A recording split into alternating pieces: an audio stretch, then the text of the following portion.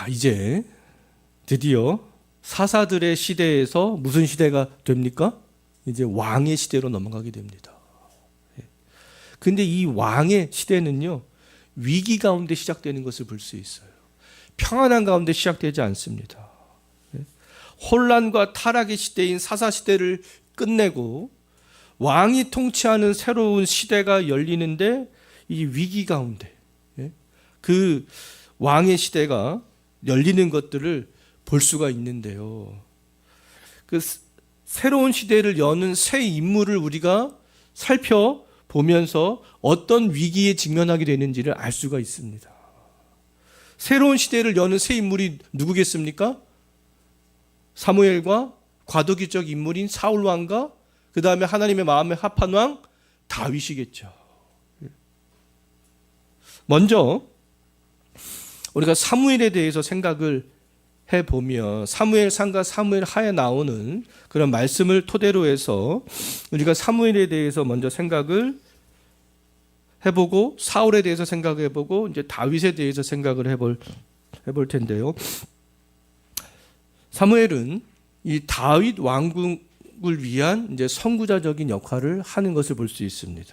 이제 사사 시대를 끝내고 이제 왕의 시대를 누가 열게 돼요? 사무엘을 중심으로 해서 열리게 되는 것을 볼 수 있어요. 우리가 사무엘을 살펴보기 전에 사무엘의 어머니인 한나를 생각을 먼저 해볼 필요가 있는데요. 왜냐하면 사무엘 상의 처음 부분에 나오는 그 2장에 나오는데요, 한나의 노래 때문에 그렇습니다. 이 한나의 노래가 굉장히 중요한데요.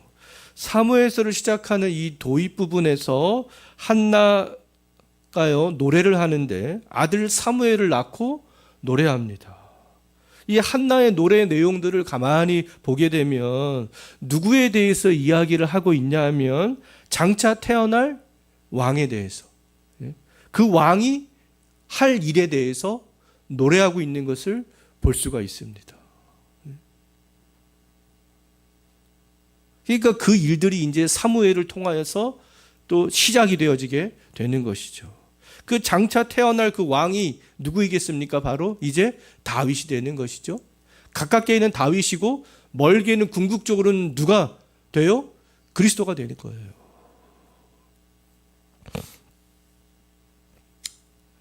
그래서 이 한나의 노래는 1차적으로는 다윗을 통해서 성취되는 것을 보여주고 있습니다. 노래하고 있어요. 어떤 구원과 평화와 하나님의 보호와 또 번영과 임재와 이런 것에 대해서 한나가 노래하고 있는데요. 지금 사사시대의 혼란한 시대인데 그 혼란한 시대에 이제 장차 이제 어떤 왕이 이런 일들을 행할 것이다라는 것에 대해서 노래를 한다라는 것이죠. 소망과 희망을 하나님 안에서 지금 갖고 노래하는 거 아니겠습니까? 그래서 다윗이 이제 이 구원도 가져오고 평화도 가져오고 또 보호도 하고 또 번영도 가져오고 그런 것들을 볼 수 있습니다. 자, 한나가 이렇게 사무엘을 시작하는 사무엘 2장에서 노래를 하는데, 또 사무엘서의 마지막 부분을 보게 되면 22장과 23장을 보게 되면 또 다윗의 노래가 나옵니다. 다윗의 노래.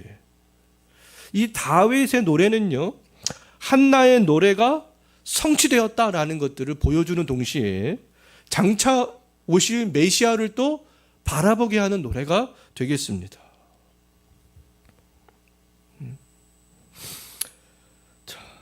그래서 이 사무엘 상하에서는요, 한나의 노래로 시작하고 다윗의 노래로 거의 끝나고 있는 것을 볼 수가 있어요.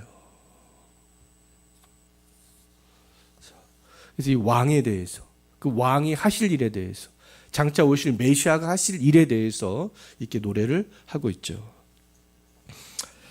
사무엘은 또 그 당시에 대제사장이었던 엘리 가문과 아주 극명하게 대조되는 것을 볼 수 있습니다. 대제사장이었던 엘리 가문은요, 경건하지 않는 모습을 보이는 것을 볼 수 있어요. 근데 그때 사무엘은 어떻게 합니까? 하나님 앞에서 경건하게 삶을 사는 것을 볼 수 있습니다. 그래서 사무엘상 3장 1절 말씀을 보게 되면 사사시대에 하나님의 말씀이 희귀할 때, 극도로 타락한 시대니까 하나님의 말씀이 희귀할 거 아니겠습니까? 근데 하나님의 말씀이 희귀할 때 사무엘에게 하나님의 말씀이 임한다, 이렇게 기록을 하고 있는 것을 볼 수 있습니다. 그 당시에 대제사장인 엘리는 무능했지만 이제 사무엘이 마지막 사사로서 이렇게 새롭게 세워지게 되는 것들을 볼 수가 있는 거죠. 그래서 그 이후에 사무엘은 이제 사사로서, 제사장으로서, 선지자로서 사역들을 충실하게 잘해나가는 것을 볼 수 있습니다. 사사로서는요, 이방 민족을 물리치는 것을 볼 수 있어요. 블레셋을 물리치는 것을 볼 수 있고요. 제사장으로서는 반역하는 그 자기 이스라엘 백성들을 책망하고 그들에게 하나님의 말씀을 선포하는 것을 볼 수 있습니다. 또 선지자의 또 효시가 또 이 사무엘이 되는데요, 하나님의 말씀을 자기 백성들에게 계시합니다. 사무엘에게 하나님의 말씀이 환상으로도 막 임하기도 하고 꿈으로도 임하기도 하는 것들을 볼 수가 있어요. 선지자로서 또 그런 사명들을 수행해 나가는 것들을 볼 수가 있겠습니다. 그리고 사무엘은 사울 왕의 몰락을 예고하고 또 다윗에게 기름을 붓는 역할을 하는 것을 볼 수 있죠. 하나님께 불순종했던 악한 왕 사울, 왕위가 빼앗길 것에 대해서 이야기하고 하나님의 마음에 합했던 이 다윗에게 기름을 붓는 그런 역할들을 이 사무엘이 하는 것을 볼 수 있습니다. 사무엘이 이렇게 새로운 시대를 여는 인물을 맡게 되었고요. 자, 과도기적 인물로 이제 사울이 이스라엘에 잠깐 왕이 되는 것을 볼 수 있는데, 사무엘상 8장부터 15장까지의 그런 내용들은요, 하나님의 뜻에 합당하지 않는 그 사울 왕의 모습을 볼 수 있습니다. 그래서 하나님의 관점이 아니라 이방 나라의 관점에서 사울 왕이 뽑혀지게 되죠. 그러니까 이제 사무엘상 16장에서 31장까지는 그와 같은 왕이 사울 왕이 되자 사울 왕이 어떻게 합니까? 기름을 부음을 받았던 다윗을 박해하기 시작합니다. 다윗은 누구예요? 하나님 나라를 대표하는 왕이잖아요. 그런데 하나님 나라를 대표하는 다윗이 왕이 되지 못하도록 방해하고 죽이려고 하죠. 그리고 또 결정적으로 하나님께 불순종합니다.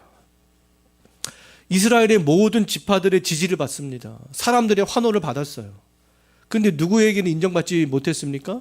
하나님께는 인정받지 못했던 거죠.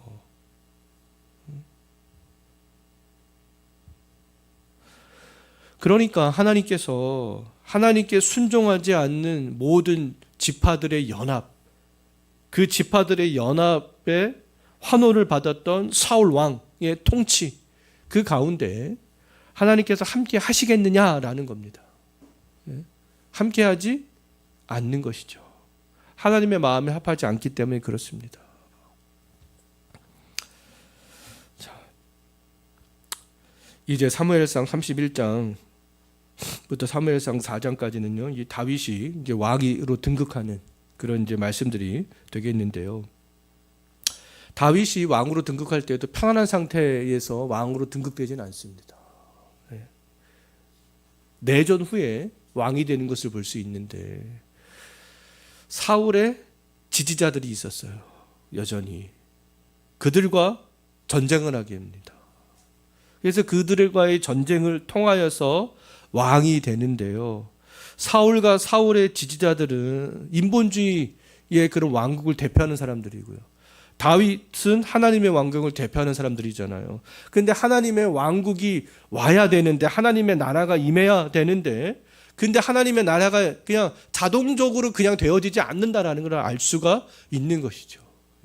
싸워야 된다. 하나님의 말씀에 순종해서 싸워야 된다라는 것들을 알 수가 있겠습니다. 그 싸움 뒤에는 누가 함께 하십니까? 하나님께서 함께 하시는 것들을 알 수가 있는 거죠. 그래서 다윗이 이렇게 내전 후에 이스라엘의 왕으로 등극하는 것을 볼 수가 있고요. 다윗이 왕이 된 다음에 다윗이 보였던 두 모습이 있는데 첫 번째는 긍정적인 모습이고 두 번째는 부정적인 모습이 되겠습니다. 근데 다윗은 전 인생을 살아가면서 거의 하나님 앞에서 긍정적인 모습만 있었어요. 부정적인 모습은 딱 한 번밖에 나오지 않습니다. 먼저 우리가 다윗의 긍정적인 모습을 몇 가지로 생각을 해보면 첫 번째, 다윗은 무엇에 관심이 있었습니까? 하나님께 예배하는 것에 관심이 있는 것을 볼 수 있어요. 예루살렘을 다윗 때에 그때야 비로소 점령합니다. 그리고 블레셋에게 빼앗겼던 법궤를 다윗성으로 가져오게 되죠. 다윗은 먼저 이 하나님께 관심을 갖고 있는 것들을 볼 수 있어요. 그리고 다윗은 사울과 요나단의 그 집안에 선대하는 것을 볼 수 있습니다. 사울은 다윗을 죽이려고 했지만 다윗은 그렇지 않았어요. 사울과 요나단이 죽었을 때 다윗은 진심으로 슬퍼했습니다. 애가를 지어서 부르기도 했고요. 요나단의 아들이었던 무미보셋을 끝까지 잘 돌봐주는 것을 볼 수 있어요. 이렇게 사울과 요나단의 집안에 다윗이 끝까지 선대하는 것들을 볼 수가 있고요. 세 번째로 하나님의 함께하심으로 말미암아 다윗이 승승장구하는 것들을 볼 수가 있겠습니다. 그래서 하나님께서는 다윗과 또 언약을 맺습니다. 언약을 맺고 다윗에게 어떤 약속을 하시냐면 다윗의 왕조가 영원할 것에 대해서 하나님께서 약속하시는 것을 볼 수 있어요. 사무엘하 7장 16절 말씀을 보게 되면 내 집과 내 나라가 내 앞에서 영원토록 보존이 될 것이다. 그리고 내 왕위가 영원히 견고하게 될 것이다. 다윗의 후손, 왕으로 오신 이 후손이 끊어지지 않는다라는 거 아니겠어요? 하나님의 함께하심으로 말미암아 이 다윗이 이제 모든 이방의 족속들을 물리쳐 나가는 것들을 볼 수 있습니다. 블레셋 물리치고 모압도 암몬도 다 물리치는 것을 볼 수 있어요. 그리고 다윗은 언제나 하나님 앞에서 겸손함들을 유지해 나가는 것들을 볼 수 있습니다. 막 전쟁을 할 때에도 항상 하나님 앞에 부복해서 겸손한 모습들을 유지하는 것을 볼 수 있어요. 사울은 그렇지 않았잖아요. 그런데 다윗은 끝까지 겸손합니다.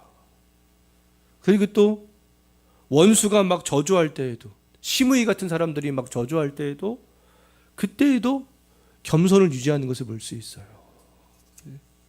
또 하나님께 책망을 받을 때에도 그때에도 겸손을 유지하는 것을 볼 수 있습니다.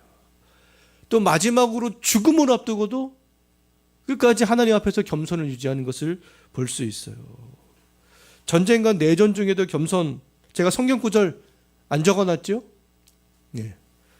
사무엘하 15장 26절을 보면 알 수 있고요. 시므이가 저주할 때 겸손했던 것은 사무엘하 16장 10절과 12절을 보면 알 수 있고, 책망받을 때 겸손했던 것은 사무엘하 24장 14절을 보면 알 수 있고요. 죽음을 앞두고도 겸손한 모습들은 열왕기상 1장 29절과 2장 3절을 보면 잘 알 수 있습니다. 다윗은 처음에 등장할 때부터 거의 죽음을 앞두고 죽기까지 하나님 앞에서 이렇게 겸손한 모습을 유지했던 것을 볼 수 있습니다. 다윗이 부정적인 모습이 한 번 있는데요. 우리가 잘 알고 있잖아요. 하나님 앞에서 사무엘하 11장 12절을 보면 범죄합니다. 밧세바를 간음하죠. 밧세바였던 남편을 자기 죄를 덮기 위해서 전장으로 내몰아서 죽게 하잖아요. 우리아를 죽게 만들어 버립니다.